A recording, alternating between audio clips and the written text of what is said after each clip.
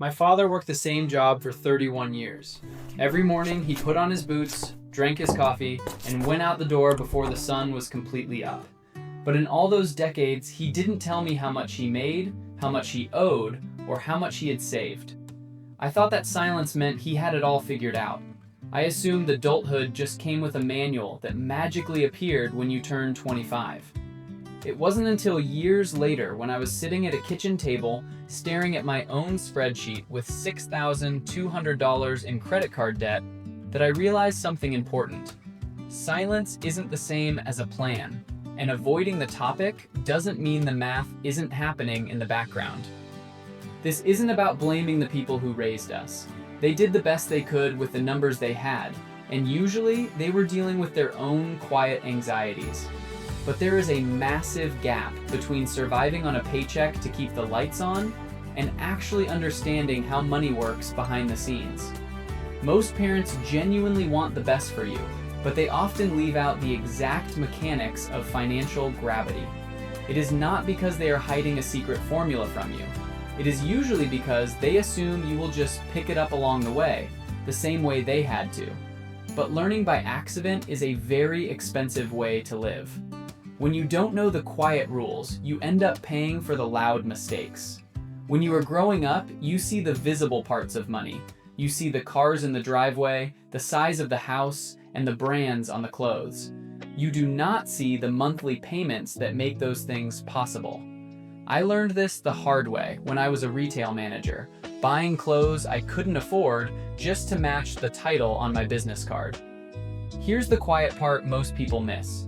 The things that make someone look wealthy are usually the exact things keeping them from actually building wealth. Let's say there's someone named Marcus. He buys a brand new truck on a 6-year loan. He looks incredibly successful to everyone else in his neighborhood, but his cash flow is entirely tied up in a depreciating asset. A 2023 report from Experian showed the average new car payment crossed $700 a month. That is $700 every single month for years that cannot quietly work for him in an investment account. Parents tell you to get a good job so you can buy nice things. They rarely mention that true wealth is the money you choose not to spend. From the time you open your first checking account, you are probably told to build good credit. It is treated like the ultimate marker of financial responsibility. Parents tell you to protect it, but they rarely explain what the number actually represents. A credit score does not measure your net worth. It does not measure your savings account, your investments, or your financial peace of mind. It only measures how reliably you pay back borrowed money to banks. You can have a near perfect credit score and still be completely broke.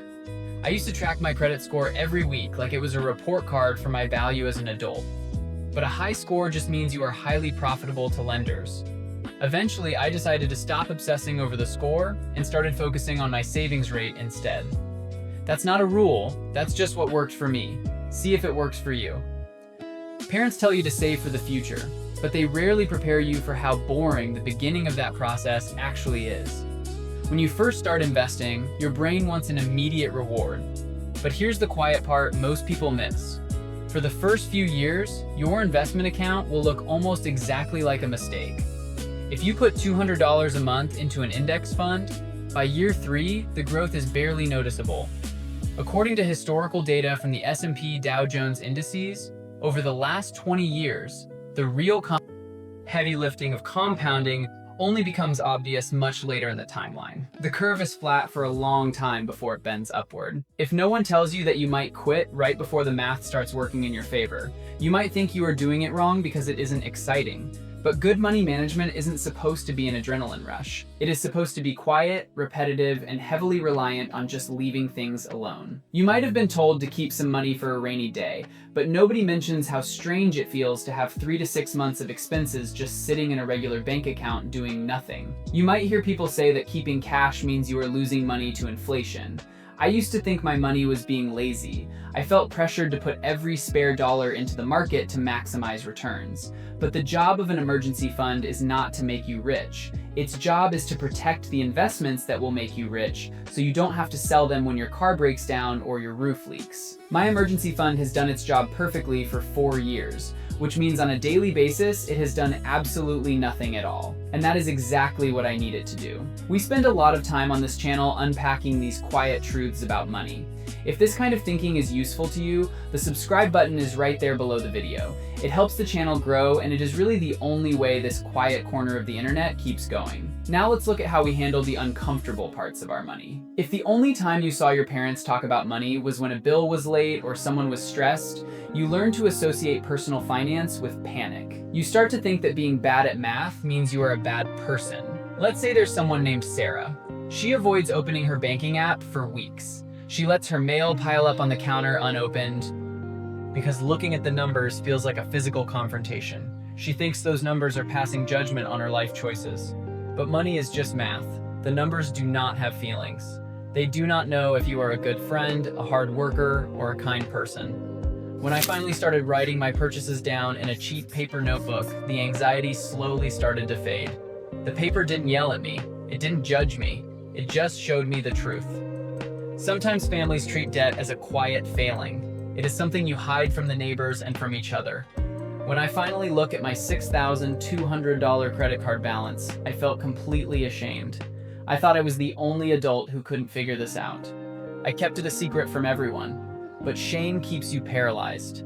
It makes you try to solve the problem with the same mindset that created it. Data from the Federal Reserve in early 2024 showed that American credit card debt hit a record $1.1 trillion. You are not an exception if you are carrying a balance. You are actually in the majority. You do not need to hide it in the dark. You just need to open the statement, look at the number without judging yourself, and start making a quiet plan to bring it down. We are raised on the idea of the property ladder. You are always supposed to upgrade. A bigger house, a nicer zip code, a newer model. If you go backward, it feels like admitting defeat. But sometimes the smartest financial move you can make is to step off the ladder entirely. The month I moved into a smaller apartment, my square footage went down, but my stress dropped significantly faster. I had spent 2 years in a place that took too much of my paycheck, simply because I thought it was what a successful adult was supposed to do. Parents rarely tell you that buying a smaller space or keeping an older car buys you a margin of safety, and safety feels much better than granite countertops. Parents want you to be successful. They want you to have a good life. But they rarely sit you down and help you define what enough actually looks like. Without a clear definition of enough, you will just keep chasing the next thing. You will hit a financial milestone, feel good for about 48 hours, and then immediately move the goalpost. Ask 10 people how much they need to feel secure, and you will get 10 completely different answers. The most important lesson no one teaches you is that you have to pick your own number. You have to decide what a good life costs for you. Once you do that, you can stop comparing your quiet, steady progress to someone else's very loud lifestyle. You do not need to fix your entire financial history today.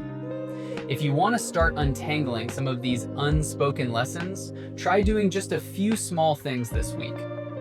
First, look at your bank statement. Don't analyze it, just look at it and remind yourself it is just math.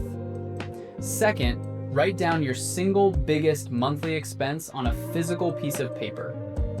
And third, ask yourself quietly if that expense is actually serving the life you want, or if it is just serving the way you look to the people around you. I still think about my dad drinking his coffee in the early mornings, carrying all the weight of those numbers entirely by himself. You do not have to do it that way. You can choose to break the silence.